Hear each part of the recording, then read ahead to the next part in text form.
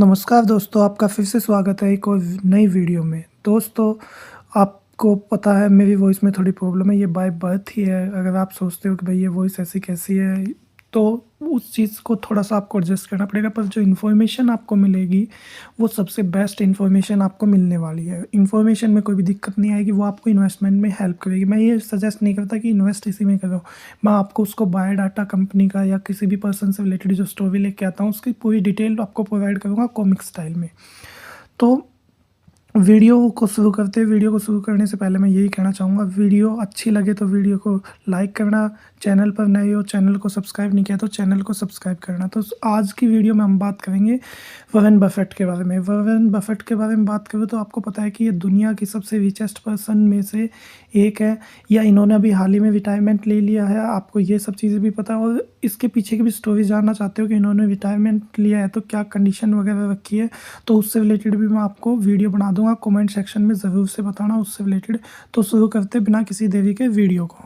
जो Warren Buffett ने cheat code अपनाया था, वो आप किसी भी मार्केट में अपना सकते हो। इन्होंने सीधा सिंपल फंडा रखा था, जीरो इंट्राडे, मतलब कि ये कभी भी टिप्स के ऊपर 100% वेल्थ नहीं लगाते, ये जीरो करते हैं उसको, क्योंकि टिप्स पे कुछ नहीं पता। आप जैसे टेलीग्राम फॉलो करके रखते हो तो उनका कुछ नहीं पता, किसी भी साइड डाउन साइड में चला जाए तो उस चीज़ में दिक्कत आएगी। उसके बाद में वर्ल्ड रिचेस्ट पर्सन है, इनका सीक्रेट फॉर्मूला बताया है। इन्होंने ऑल्सो अप्लाई भी किया था कुछ एक कंपनीज़ पे, HUL, एशियन पेंट, इन सब कंपनीज़ वगैरह पर। तो ये चीज़ है। अब इन्होंने जो 8 रूल्स दिए हैं, उनसे पहले समझने से पहले ये कुछ एक वार्निंग्स और जो कुछ एक सजेशंस दिए हैं वो देखते हैं। सबसे पहले वार्निंग के बारे में बताया कि वार्निंग ये है कि किसी के ट्रैप पर मत फंसे, क्योंकि कई बार क्या होता है, कौन सा स्टॉक चलेगा ये पूछ लेते हो, तो ऐसा पॉसिबल नहीं है कोई तुम्हें ये बता दे। ऐसे ही इंट्राडे या एफ&ओ में वेल्थ में डिस्ट्रैक्शन होता है, क्योंकि मोस्टली लोग इन सब में पैसे गंवाते, कमाता कोई नहीं है, बस वो दिखा देते हैं। कोई भी टेलीग्राम पर आप फॉलो करते हो तो वो लिमिटेड लोगों का आपको इन्वेस्टमेंट के बारे में दिखाता है, बाकी जिन्होंने लॉस उठाया उनके बारे में नहीं दिखाता है। तो ये सब चीज़ ध्यान। फिर इमोशनल ट्रेडिंग जो है, इमोशनल ट्रेडिंग कभी भी नहीं करनी होती, आपको सब चीज़ें शांत रह करके चीज़ें करनी होती है। उसके बाद में इन्वेस्टर के वे में बताया कि right question lead to right answer, मतलब अच्छा क्वेश्चन होना चाहिए कि भाई मुझे एनालिसिस करना है, मैं कैसे एनालिसिस करूँ, इन सब चीज़ों के बारे में स्टडी करना चाहिए। ये नहीं है कि भाई किसी से सजेशन लेके आप इन्वेस्ट कर दो। नेक्स्ट, लॉन्ग टर्म विज़न होना चाहिए वेल्थ क्रिएशन के लिए। डिसिप्लिन्ड अप्रोच होनी चाहिए, मार्केट में मास्टरी होनी चाहिए। सबसे पहले रूल की बात करें, उसके बाद में तो एक्सरे विज़न, मतलब कि कंपनी का एक्सरे जिस टाइप से दिखाता है कोई भी पर्सन का, उसी टाइप से कंपनी का एक्सरे करो। सबसे पहले शेयर का प्राइस मत देखो, बिजनेस देखो कि भाई उसका बिजनेस मॉड्यूल क्या है, कंपनी पैसे कैसे कमाती है। जैसे HUL की बात करें, हिंदुस्तान यूनिलीवर लिमिटेड के बारे में बात करते हैं, तो इनका सिंपल सा बिजनेस है, जो रोज़ के जो प्रोडक्ट वगैरह है, वो प्रोडक्ट में ये पैसे लगे हुए हैं इनका, या इनका बिजनेस चलता है। तो उस चीज़ को ध्यान में रखो, और जो समझ ना आए उसमें इन्वेस्टमेंट मत करो, क्योंकि कई चीज़ें होती हैं आप बिना सोचे समझे इन्वेस्ट कर देते हो तो पैसे का लॉस होता है। रूल नंबर 2 की बात करते हैं तो द टाइम वैप, मतलब टाइम को ध्यान में रखो लॉन्ग टर्म के लिए। कभी भी ये नहीं है कि भाई आप सोचो कि भाई एक दिन में या एक साल में, एक महीने में, ऐसा नहीं है। लंबे टाइम के लिए, जैसे कि आज इन्वेस्ट किया है कल हमें मरना है, तो शेयर मार्केट आपके लिए नहीं है। इन्होंने साफ मना किया है, तो आप इस ट्रैप में मत फंसो। एशियन पेंट के बारे में बताया, 10, 20, 30 साल के लिए आप परचेज करके रखोगे तो अच्छी खासी ग्रोथ दिखाएगी। स्लो प्रोसेस होती है पर इनका रिवॉर्ड अच्छा खासा देखने को मिलता है। तो ये सबसे बेस्ट रूल है कि लंबे टाइम के लिए, लॉन्ग टर्म के लिए आपको इन्वेस्ट करके रखना है। ये one of the most important rule है वॉरेन बफेट का, उन्होंने लंबे टाइम तक कंपनी में इन्वेस्ट रखा है। तीसरे रूल के ऊपर चलते हैं तो फियर है, डर के टाइम पे खरीद दो, मतलब कि खरीदने का टाइम होता है वो, ये नहीं है जब दुनिया खरीदने लग रही है उसी टाइम पे तुम परचेज़ करो। जब प्राइसेस आई, जैसे मैं सिल्वर के एग्जांपल की बात कर लूँ, जब लोग खरीद रहे, 4 लाख का प्राइस चला गया, उस टाइम पे आप परचेज़ कर रहे हो तो डाउन साइड में जाएगा, अब आप लॉस में चल रहे होंगे। तो ऐसा नहीं होना चाहिए कभी भी इन्वेस्टमेंट के रिगार्डिंग। हमेशा जब फियर बड़ा हो, जब लोग सेल कर रहे हो मार्केट में, तो उस टाइम पे आपको परचेज़ करना चाहिए। जैसे कि मैं बात करूँ कि भाई सेल करने लग रहे थोड़े थोड़े अमाउंट का, ये भी नहीं है कि भाई एक साथ ही पूरे अमाउंट का, कुछ हिस्सा।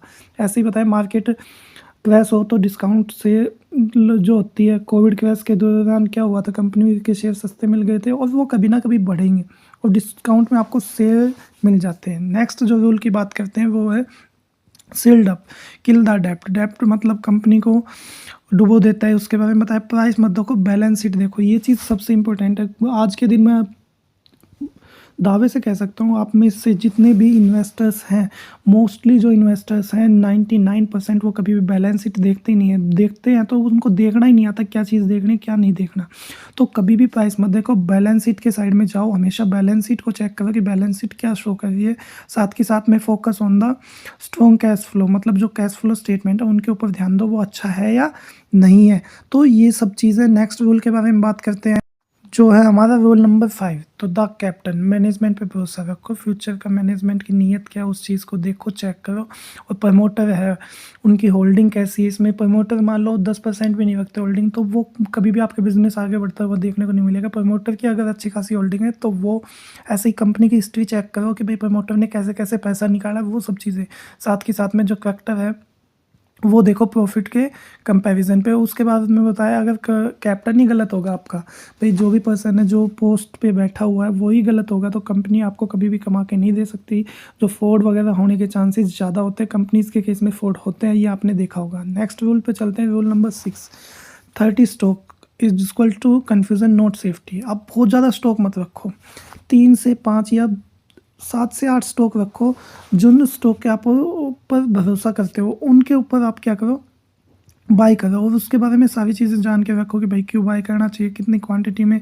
ये सब हमेशा ध्यान रखना कि क्वांटिटी की जगह क्वालिटी के ऊपर ध्यान देना। कई बार क्या होता है, हम जो कंपनी के शेयर है, जैसे येस बैंक का शेयर है, मैं बात करूँ 10 रुपये के समथिंग चल रहा है, तो उसको परचेज करने की बजाय ऐसे शेयर जो बैंकिंग सेक्टर में, ये SBI का शेयर है, ये अच्छा खासा रिटर्न देते हैं, तो क्वालिटी के ऊपर जाओ, कभी भी क्वांटिटी के ऊपर मत जाओ। नेक्स्ट जो बात करते हैं वो है द फॉरेस्टर इकोनॉमिक मोड, मतलब कि जो इकोनॉमिकली है एडवांटेजेस, उनको वो देखो कि भाई जो अपने फील्ड में मोनोपोली रखते हैं उन कंपनी में इन्वेस्ट करने की कोशिश करो। ये नहीं है कि भाई जिनके बहुत ज़्यादा कंपटीटर्स है, जैसे कि मैं बात करूँ कि IRCTC जो रेलवे से रिलेटेड आपका, ऐसे ही जो आपके बात करें नमकीन वगैरह, नामुमकिन सॉरी रिप्लेस फेविकोल, पैडलाइट वगैरह, ये कुछ एक कंपनीज ऐसी है जो अपने फील्ड में एक्सपर्ट है, तो उन कंपनीज़ को आप फॉलो करने की कोशिश करो, उन कंपनीज़ को परचेज़ करने की कोशिश करो।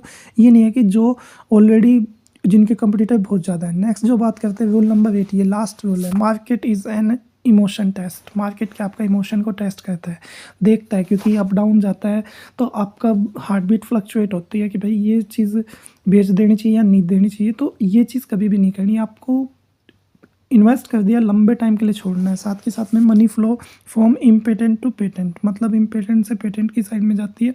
तो ये शांत रहो, मार्केट में रिवार्ड देगा, और पैनिक मत हो, ये चीज़ आपको ध्यान में रखना। कूल रह के इन्वेस्ट करो अगर आपने इन्वेस्टिंग के बारे में सोचा है तो।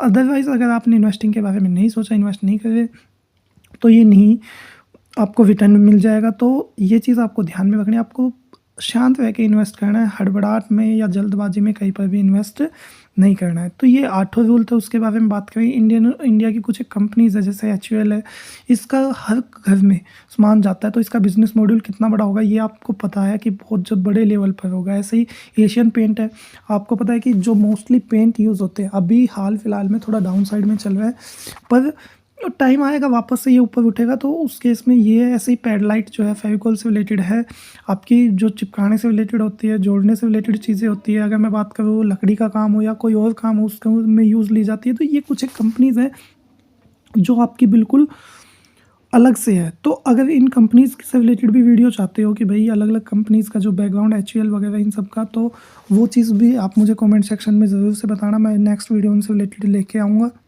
अब जितनी भी चीज़ें मैंने बताई है उसके ऊपर आपको डिसाइड करना है, आपको स्पेकुलेटर मिलना है या इंटेलिजेंट इन्वेस्टर बनना है। क्योंकि स्पेकुलेटर ही होते हैं जो इंट्राडे वगैरह में इन्वेस्ट करते हैं या F&O में ट्रेड करते हैं। मोस्टली स्पेकुलेटर्स होते हैं, ये क्या करते हैं, टेलीग्राम से हाइप क्रिएट करते हैं और अपना अच्छा खासा प्रॉफिट निकाल के रखते हैं। स्पेकुलेटर बढ़ोगे, रिस्क ईजी होगा, स्ट्रेस ज़्यादा होगा, वेल्थ कम बनेगी। उसके बाद में अगर आप इंटेलिजेंट इन्वेस्टर बनते हो, डिसिप्लिन में रहोगे, मैक्सिमम विजन लॉन्ग टर्म होगा, वेल्थ आपकी बहुत ज़्यादा बढ़ेगी।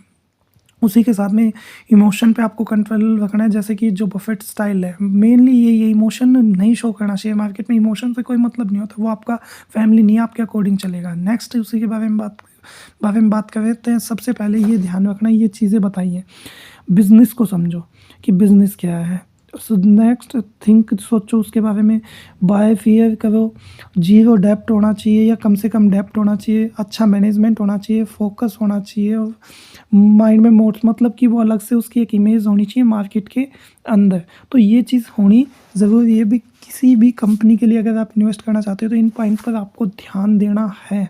अगर इन पॉइंट पर आप ध्यान नहीं दोगे तो आपको लॉसेस देखने को मिल सकता है। इनके बेसिस पे आप क्या कर सकते हो, इन्वेस्ट करना स्टार्ट कर देते हो। आज से ट्रेडर मत बनो, इन्वेस्टर बनो। ये चीज़ ध्यान रखो, इन्वेस्टिंग से जो कमा सकते हो ट्रेडिंग से नहीं कमा सकते। आप एक टाइम आएगा आप मार्केट में लॉस खा के बैठ जाओगे। तो वेल्थ बनाना है तो आपको डिसिप्लिन में रहना है, ये कोई मैजिक नहीं होता है। उसके बाद में मैं बात करता हूँ आगे चलने की, तो दुनिया में सबसे बड़ा रिस्क जो है इन्वेस्ट ना करना होता है। उसके बाद में वॉरेन बफेट से रिलेटेड जो चीज़ है मैंने बताया, उनको मैं सार में समेट लेता हूँ। सबसे पहले तो राइट बिजनेस, कोई भी बिजनेस उठा लो, अच्छा बिजनेस होना चाहिए, इस अच्छे बिजनेस पे ध्यान देना चाहिए। Next, mastering the investor mindset investor का जो होना चाहिए, फियर में बाय करो। जब मार्केट डाउन साइड में जा रहा हो तो उस टाइम पे बाय करना चाहिए, वो बाय का टाइमिंग होता है। उसके बाद में बात करें डेप्ट वर्सेस कैश फ्लो, डेप्ट जितना कम से कम हो सके उतना कम से कम होना चाहिए, और जो कैश फ्लो है उतना ज़्यादा से ज़्यादा होगा जितना अच्छा रहेगा कंपनी के लिए। ऐसे ही बाय बिजनेसेस नॉट टिकर्स, मतलब कि बिजनेसेस को बाय करो ओनली, इन्वेस्ट तभी करो जब कंपनी को समझते हो, अगर अदरवाइज मत करो। और क्वालिटी पर ध्यान दो, क्वांटिटी पर ध्यान मत दो। तो ये चीज़ है। उसके बाद में बात करते हैं कि अगर इन चीज़ों को आप अच्छे से रोल कर लेते हो तो आपको जो इन्वेस्टिंग में प्रॉफिट मिलने वाला है वो अच्छा खासा मिलने वाला है। इससे अच्छा खासा प्रॉफिट में पैसा कमा सकते हो। ये ही रूल अपनाते थे वॉरेन बफेट। अगर आप उससे रिलेटेड स्टोरी भी जानना चाहते हो आफ्टर रिटायरमेंट, मतलब कि उन्होंने इन्वेस्टमेंट अब छोड़ दी है तो उन्होंने कैसे क्या उस डिसीज़न लिया, वो उससे रिलेटेड भी वीडियो चाहते हो तो कमेंट सेक्शन में ज़रूर से बताना। वीडियो अच्छी लगी हो तो वीडियो को लाइक करना, वीडियो पर कमेंट करना, वीडियो पर नए हो तो चैनल को सब्सक्राइब करना। मिलते हैं किसी एक और वीडियो में, तब तक के लिए stay safe, stay healthy, stay happy. जय हिंद।